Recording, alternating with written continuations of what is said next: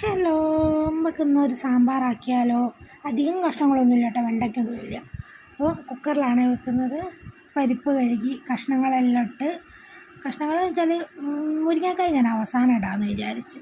അപ്പോൾ കഷ്ണങ്ങളിട്ട് മഞ്ഞൾപ്പൊടി ഇട്ട്, അജ്മീൻ്റെ സാമ്പാർ പൊടിയാണ്, അജ്മീൻ്റെ സാമ്പാർ പൊടിയും ഉപ്പും കായപ്പൊടി മാത്രം, മുളക് പൊടി ഇടുന്നില്ല കേട്ടോ. ഇതിൽ മുളക് പൊടി ഇടാതെ ഇട്ട് വെക്കുകയാണ്. അങ്ങനെ എല്ലാ പൊടികളും ഇട്ട് വെള്ളവും പാർന്ന് തക്കാളിയും വഴുതനങ്ങി ഞാൻ ഇതിൻ്റെ കൂടെ തന്നെ ഇട്ടിട്ട്, കുക്കറിലല്ലേ വേഗം ഇതാവുമല്ലോ.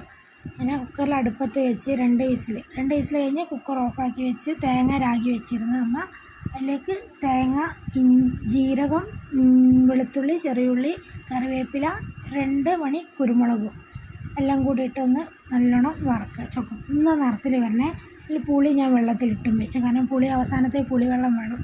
അപ്പോൾ ഇത് വറക്കുമ്പോൾ എന്നോട് തുടങ്ങുന്നുണ്ട്, എനിക്കുള്ള തേങ്ങ വേണേ, എനിക്ക് വറുത്ത തേങ്ങ വേണമെന്നുണ്ട്. ഇതിപ്പോൾ തേങ്ങ വറക്കാൻ ഒരു മുറി എടുക്കുകയാണെങ്കിൽ അതിൽ കുറച്ചും കൂടി വേറൊരു മുറിയിൽ നിന്ന് കുറച്ചും കൂടി എടുത്ത് ഓക്ക് വേണ്ടി വറുത്ത് കൊടുക്കേണ്ടി വരും.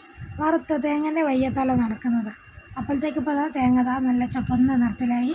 അതിനിടയ്ക്ക് ഞാൻ കുക്കർ തുറന്ന് അതിലേക്ക് മുരിങ്ങക്കായും ഇട്ട് തിളപ്പിക്കാൻ വെച്ച്, തേങ്ങ ആട്ടിയതിലേക്ക് ഞാൻ കുറച്ച് കൂടി സാമ്പാർ പൊടിയും പുളിവെള്ളം ഒഴിച്ച് ഒന്ന് ബ്ലെൻഡ് ചെയ്ത് കുക്കറിലേക്ക് ഇട്ടു കേട്ടോ.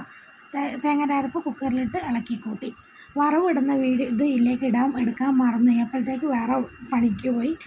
അങ്ങനെ സാമ്പാറായി. ഇന്ന് ഏകദേശം ഓക്ക് സാമ്പാറുണ്ടെങ്കിൽ വേറെ ഒന്നും വേണ്ട, പച്ചക്കറി കിട്ടിയാൽ വേറെ ഒന്നും വേണ്ട, മീൻകറി ഒക്കെ വേണ്ട. അതുകൊണ്ട് പിന്നെ ഇന്നത്തെ സാമ്പാർ ചിലപ്പോൾ വേണം അവൾ നാളെ രാവിലെ വരെ വേണമെങ്കിൽ കൂട്ടും. അവൾക്ക് അത്രയ്ക്ക് ഇഷ്ടം സാമ്പാർ.